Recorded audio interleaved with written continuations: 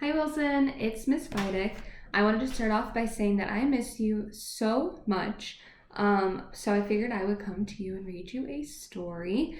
Before we left, second grade, the whole second grade was working on fairy tales and folk tales and tall tales, and so I figured I would read a classic fairy tale called Hansel and Gretel, and you've probably heard of this story before. So this story was retold by Carol North, but it was originally written by Brothers Grimm, which we have learned about. Near the edge of a deep forest, there lived a poor woodcutter with his wife and 2 children. The boy named Hansel and the girl named Gretel. The wife was the children's stepmother, and she was very cruel to them.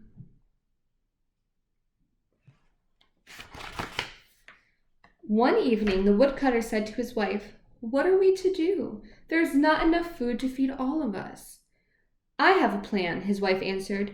"In the morning, we will take the children deep into the forest and leave them." Hansel and Gretel overheard them talking. Gretel began to cry softly. "Don't worry, little sister," said Hansel. "I'll think of something." What a good big brother.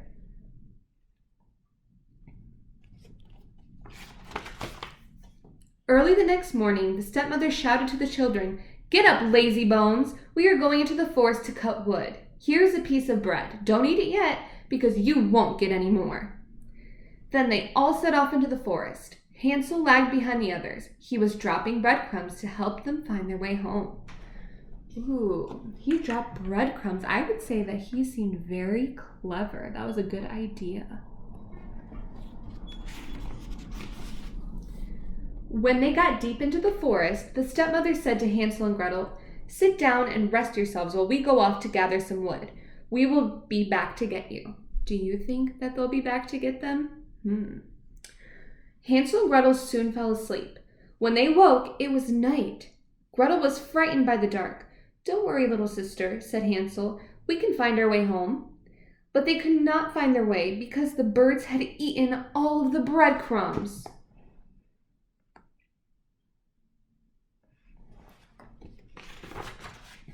Hansel and Gretel walked all that night and all the next morning.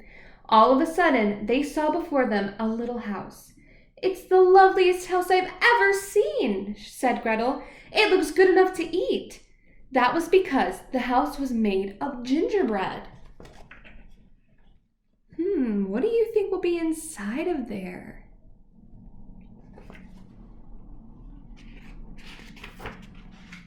They eagerly ran to it. Hansel ate a piece of the roof, and Gretel ate some of a window. Both were delicious. Suddenly, the door of the house opened, and out came an old woman leaning on a cane. She was very ugly, but she spoke very sweetly. "Come in," she said. "You 2 little dears must be hungry. Come in, and I'll give you some food." If you were Hansel and Gretel, would you go into this house?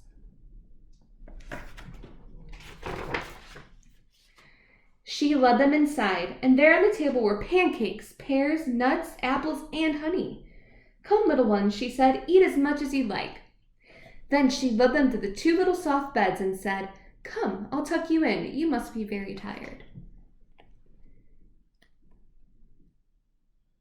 This old woman seems very kind. Do you think she's going to stay kind?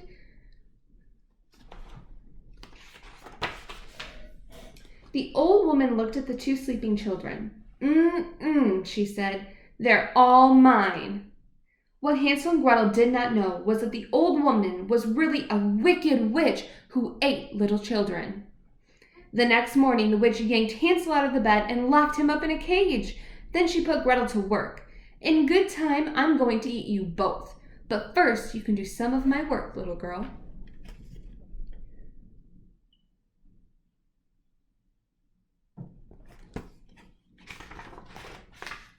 So Gretel had to cook big pots of food for Hansel to eat. The witch wanted to fatten him up.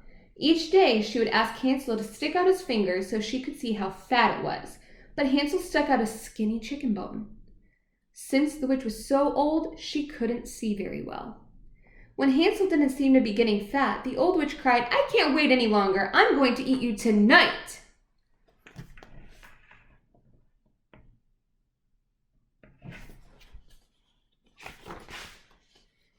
The witch built a fire in the stove. Then she said to Gretel, "Stick your head in the oven and see if it's hot enough." But Gretel knew the witch was going to push her in and roast her. So she said to the witch, "I don't know how." "Silly little girl," said the witch, "I'll show you." She bent down and stuck her head in the oven. With a big shove, Gretel pushed the witch inside and slammed the door shut. And that was the end of the witch.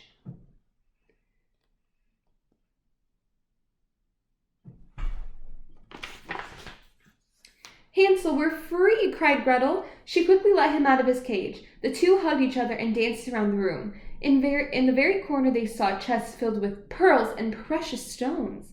They stuffed their pockets full and ran out into the forest to find their way home.